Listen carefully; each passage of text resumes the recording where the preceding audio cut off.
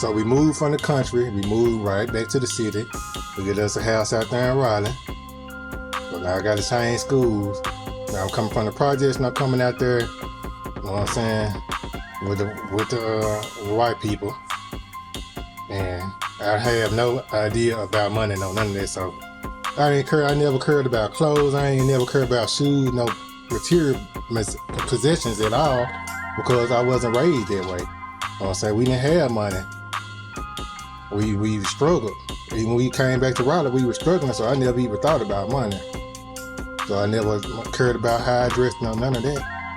And it was strange coming from out there, because once I was dealing with the white folks, they never talked about my clothes or anything. They never said anything about my clothes. The only thing I was talked about was the color of my skin. But once you come out there to Raleigh, it got people that had a little money, so they dressed a little nicer. So that's what things that I did get messed with, how I dressed. Because I have small clothes on sometimes. Some of my clothes used to be too little. Because my mom couldn't afford to just be going shopping. We wore hand-me-downs and stuff like that.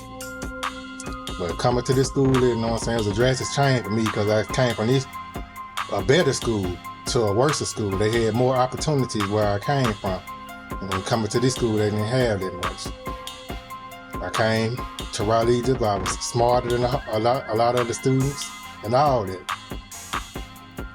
Just off that little education that I had got out there for that little while. So I stayed making good grades and all that. I did good in school from first all the way to the fifth.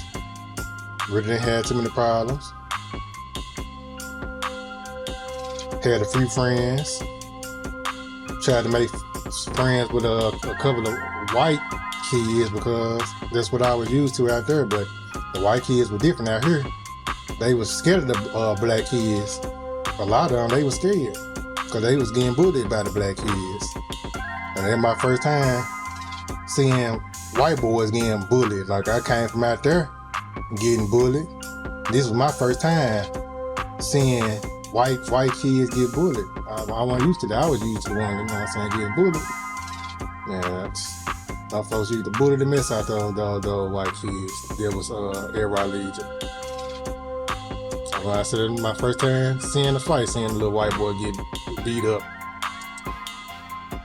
We outside on recess, and he called one of them black kids a nigga, and the kid just punched the white boy in the nose, and the man nose bleed. He had a little white friend trying to help him. He couldn't help him. I'm like, man. But that was the only difference, you know what I'm saying? The racism and the poverty. It was different to how people was brought up.